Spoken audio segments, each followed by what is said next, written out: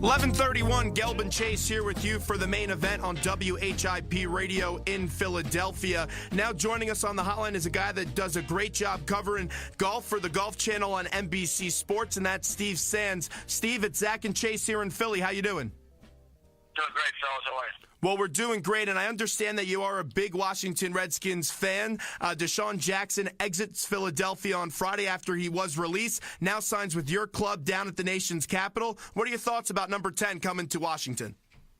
Well, he's not going to be number 10 anymore because that number's reserved for Ronald Griffin III, but we are more than happy. I mean, more than happy to take one of the top 5 receivers in the NFL away from a division rival and put him in the burgundy and gold where he will have a better chance of winning a Super Bowl over the next 5 or 6 years than you guys will. How about that?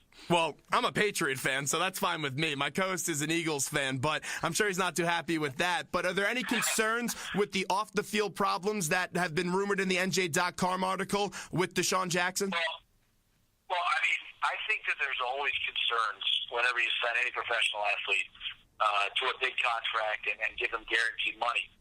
But none of it is anything other than a rumor. I think that, has he had some problems in the locker room? Yes. Has he had some problems with his teammates and coaches before? Yes. But as far as being a troublemaker as to who he's associated with off the field, I mean, other than some of the things he's done on the field and in the locker room, which are obviously questionable, I don't think that you should, listen to people's rumors and what other people write about you. If it's fact, and maybe you wouldn't want to sign a guy like that. But for DeSean Jackson, who stretches the field with incredible speed, who makes every other receiver and quarterback, and by the way, running game better on the field, I think he's a great signing. We're spending a few minutes with Steve Sands from the Golf Channel on NBC Sports. And Steve, let's get to Tiger Woods. That's the big news. He will not play in Augusta for the Masters. How surprised were you that Tiger makes the announcement last week saying he won't play? Not surprised at all, guys. It was, his back has been bad for a while, and I think that there's a big difference between back spasms and having a bad back.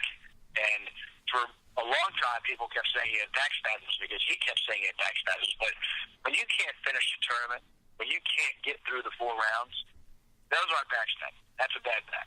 So to get it done, to get the surgery done, and then have to miss a few major championships or a few months on the PGA Tour made all the sense in the world. And I don't think anybody in the golf world was surprised that Tiger had to have back surgery and had to get it to the point of go to the extent of going away from the game for so long to make sure everything got right in the future. But I think that it was the correct thing for him to do, and he needed to get it done. Hey, Steve, it's Chase Sr. Thanks so much for joining us. First off, we'll see what happens when my Eagles take on your Redskins this upcoming season, but I'm a little bit bitter with the exit of DeSean Jackson, I'll tell you that. I bet you are. You should be. He's a heck of a player. Tiger, he's 38 years old. He's been injury-prone the last couple of years. How does this close the door at all for him trying to reach Jack Nicklaus's majors record? Because he's still got a lot of gas left in the tank, but he certainly has to stay healthy. And let's not forget, he had a great year last year. I don't think it closes the door, Chase. I think what it does is it kind of puts everything back in perspective as to how hard the pursuit is. Become the greatest major champion of all time. I think that, look, it's really hard to win. It's really hard to win in any sport. And over the long haul, it obviously gets more and more difficult. So, for him to have to face this type of adversity, I don't think anybody was, whether you're a fan of his or not, nobody wants to see the best players in the world in any sport have to struggle while their body fails them a little bit. But it's a big blow to him, and I don't think it closes the door, however. I do think it just makes it that much more challenging. You've gotten to see him play firsthand, and I saw him at the AT&T National a couple of years ago at Aronimink, right down the road from Philly. Is it fair to say that his confidence is lacking a little bit right now in the last couple of years, and the field that's competing with him doesn't really fear him as much as they did when he was piling up these major championships? I think the confidence part is still there. I think when you're that great and you've got those kinds of thoughts going through your brain as you're trying to win a tournament, remember he won 5 times last year. So I think the confidence is there. But there's no question that the players who are now the best in the world have more confidence playing against him, and it's a very simple reason. He didn't kick their butt. He kicked the butt of Phil and Ernie and VJ and Retief Goosen and David Duval for all those years. But when he got into contention, not that the tournament was over, but he pretty much closed the deal almost every single time. These guys, Rory McIlroy, Dustin Johnson, Adam Scott, Jason Day, all the best young players, Justin Rose, they didn't get their brains beaten in by Tiger all those years. So what they know is success. Whereas the best players in the world, 10, 12 years ago, up until the last few years, all they knew was Tiger was going to just steamroll everybody. So it's a completely different feel with these guys when they play against Tiger versus the older guys who were so used to just getting beaten up by him on the course. I've been to a couple of historic venues in sports, but what's the feeling like when your eyes first hit the Augusta down there in Georgia? Because it's amazing to watch on TV. It's pretty special. I'm actually driving up there tonight. We start our coverage this weekend, and each and every time I've been there, it's a special place. There's no question about it. It's a cathedral in sports. Churchill Downs, the old Yankee Stadium. You guys might think the old vet. I don't know. Who knows what you guys think of Philadelphia? But, the great venues in sports in this country, there's no question Augusta National is right there among the top 2 or 3 or 4. And it's great. I mean, it's a pretty place. It's a challenging place. It's a place where everybody goes back to every single year, unlike the other major championships. And that's what makes it so special. I mean, the 3 of us and all the people who are listening and working on the show have been watching the Masters our whole lives. We feel like we could tee it up on the back nine and know exactly where to hit it because we've seen those holes so many times on television, and that's what makes it such a special place. It really is a cool place. Getting back to Tiger, and we all know he has a powerful swing, and he's a very dominating player, and the golf isn't the same when Tiger Woods isn't in a tournament, but you see his body is breaking down. We've seen how many surgeries he's had and the amount of injuries that he's had over the years. Can you think of a golfer in maybe the last 10 or 15 years, and it's tough to make a comparison to Tiger Woods, but just from the body standpoint of it breaking down? Not in this way. It's one thing to have a bad back. Like Fred Couples has had a bad back his whole life, the last 20 years. Tiger had a bad knee. He's had a bad Achilles. He's had a bad elbow, and now he's got a bad back. So his body is breaking down, differently than a lot of golfers before him, and that's just because his body's different than everybody else. Everybody else's body is different from everybody else's. So it's a little bit different in this case because he's had multiple injuries. And he's now 38 years old. Most golfers, their body breaks down at some point. But usually it's just, one part. But Tiger's been going after it so hard for so long. Who knows how to compare to somebody else. But as far as what's gone through Tiger and his body in the last few years versus others, no, I've not seen anything like that. Steve, I mean, Tiger was a little bit revolutionary in the way that he used to train. Not a lot of golfers lifted weights like him and have the type of work ethic like he has shown over the course of his career. Do you think his work ethic and workout style has attributed somewhat to these injuries that he's been suffering? All the experts say it is. I mean, who are we to say or who are we to judge? But the experts will tell you, yes, that there's no question that it's been an issue, golf doesn't lend itself to having a body that makes you look like you could play strong safety in the NFL. Right. It's just not that way.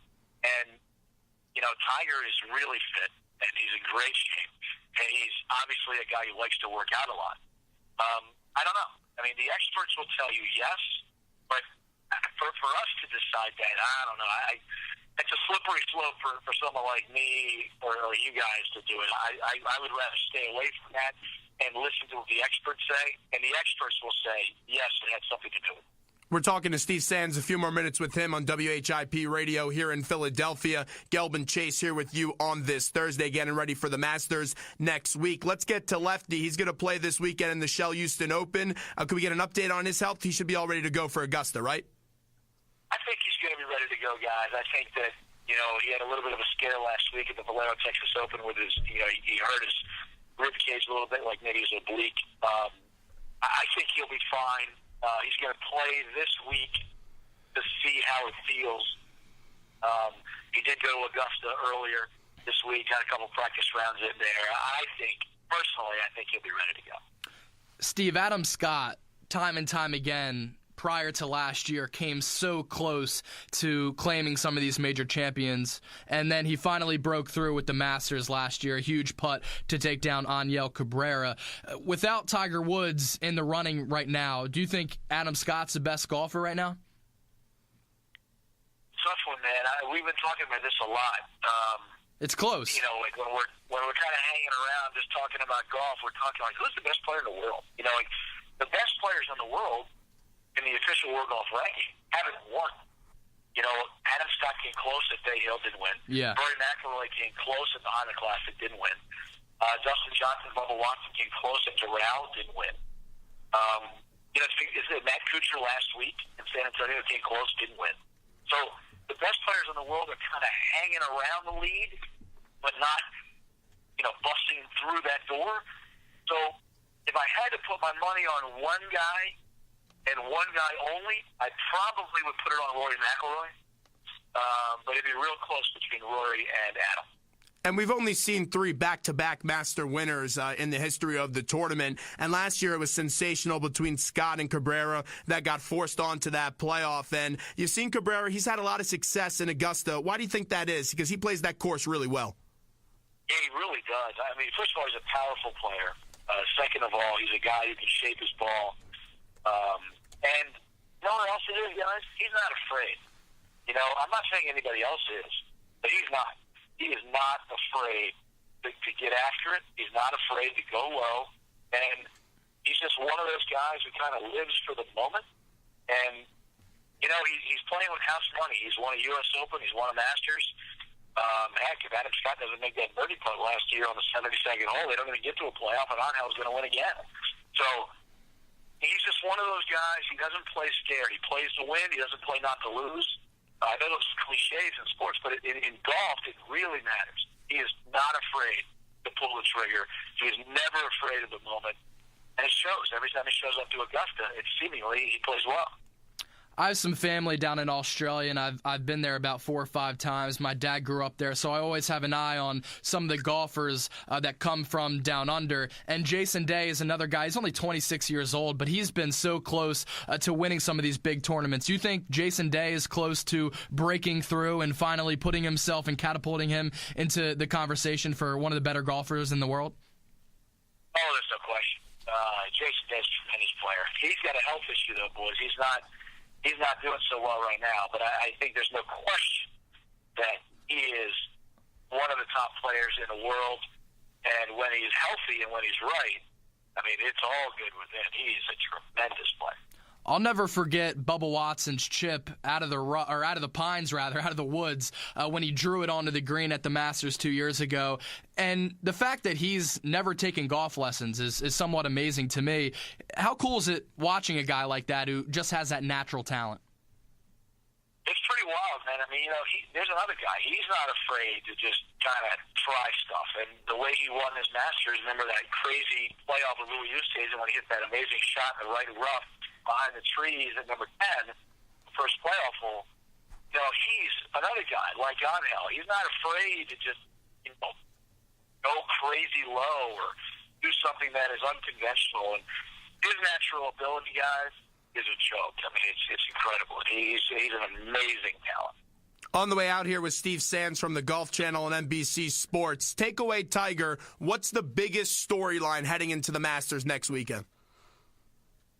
That's a great question. I think the biggest storyline is, so far, the theme on the PGA Tour has been the big guys have been close, but the no-name guy has won. And I'm curious to see how the guys show up at Augusta. At Augusta, you know, it hasn't been since '79 Fuzzy Zeller, a first-time participant, winning the green jacket. It's a long time ago. But I could see on Sunday a mixture of, you know, Adam Scott, Roy McIlroy, Matt Kuchar, big-name guys, Zach Johnson, and then some other guys who people really aren't as familiar with or don't have as much experience as those guys. And then it could be just a complete crapshoot. I think that's the biggest storyline. And visually, McIlroy and Scott, you know, how are they going to, you know, handle themselves next week? And also, can Phil Mickelson get it back in gear? It's been a while since he's won on the PGA Tour. So there's so many storylines. It's hard to pinpoint one of them. But I think how is it going to play out on Sunday between the guys who seemingly are winning every week on tour, who are the lesser-known players, who somehow are beating the well-known players on Sunday on the PGA Tour. Now, Augusta's completely different, fellas, than a PGA Tour event, but it's going to be really cool. I think it's going to be a lot of fun. I think it's going to be a really good week. Steve, we appreciate a few minutes today. I'm sure I'll see you this summer up in the 18425, and we'll talk to you again real soon. Enjoy Augusta. Love that, man. See you, Zach. Thanks, Steve. Good talk to you guys. Steve Sands right there from the Golf Channel on NBC Sports. We'll take a quick break here on the main event, and we'll be back right after these short messages.